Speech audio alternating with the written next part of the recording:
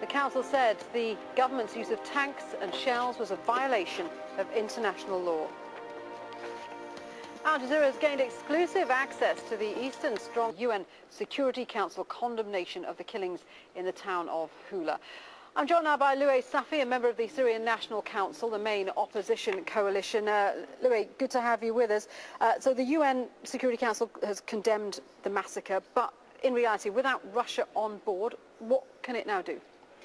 It's good to hear more clear condemnation, but really we are beyond the time of condemnation. The level of brutality and killing is quite appalling. I think the entire community, international community, has a responsibility to stop the regime from, killing and brutalizing its own population.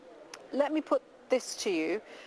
Russia and Syria both say that foreign extremists or opposition fighters carried out some of that attack. In your mind, is there any possibility that this could be so? Not at all. Why those extremists and criminal gangs only attack the opposition? Why don't they attack, the other towns where there are supporters of the regime? This is a big lie, and it's an attempt to cover up, the crimes against humanity committed by the regime. Okay, so the Security Council says it fully supports Kofi Annan's 6-point peace plan. Is that plan still viable at this point? Not at all, unless it's put under Article 7.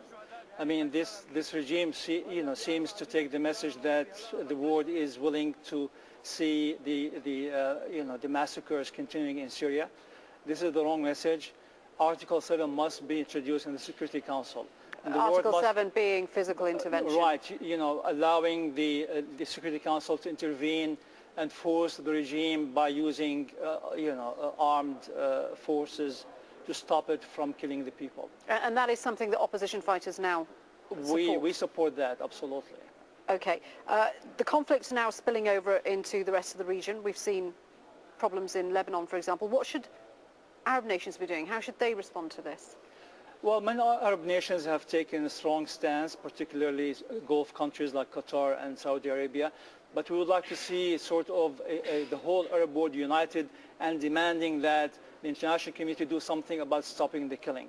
I mean, this is unacceptable. Definitely, we in the opposition would have loved to see a political solution without international intervention, but killing the people in the manner we saw, yesterday and the day before is unacceptable.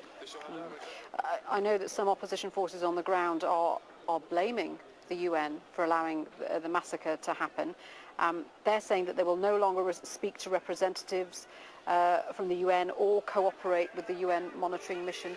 I mean, we don't blame the people, because the people see that those observers come in and out and they do nothing to stop the regime from killing.